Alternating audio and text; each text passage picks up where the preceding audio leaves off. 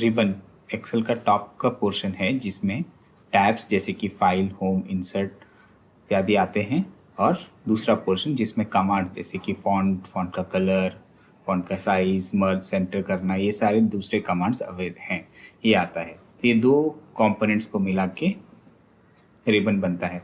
इस रिबन को हम अलग अलग तरह से भी देख सकते हैं, जैसे सिर्फ हमें टैब देखने हैं, हमें टैब और कमांड दोनों देखते हैं, या हमें कुछ नहीं देखना है इनमें से।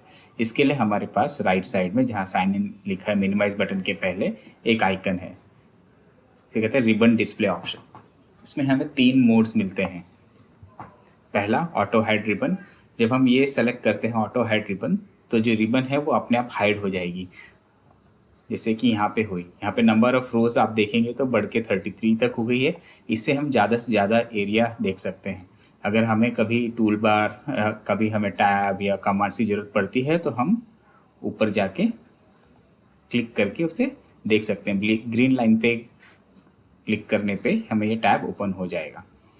और अगर जैसे हमारा काम हो गया, हम फिर से कहीं और एक्सेल में काम करने लगेंगे और वो रिबन अपने आप फिर से चली जाएगी।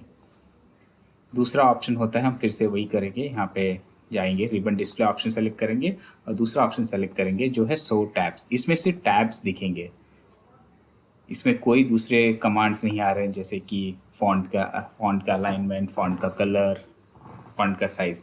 अगर हमें उसमें से कुछ चाहिए तो हम टैब पे क्लिक करेंगे और तब हमें वो ऑप्शन दिखाई पड़ेंगे। और जैसे हम फिर से एक्सेल में काम करना शुरू करेंगे, ये कमांड वापस से गायब हो जाएंगे। और तीसरा ऑप्शन है वो है शो टैब एंड कमांड। इसमें हमें टैब्स और कमांड दोनों दिखते हैं। इसमें रोज हमेशा सबसे कम रहती हैं। So first option auto hide ribbon में सबसे ज़्यादा रोज दिखेंगी, शो टैब्स में उससे कम, और शो टैब्स एंड कमांड में सबसे कम रोज दिखेंगी।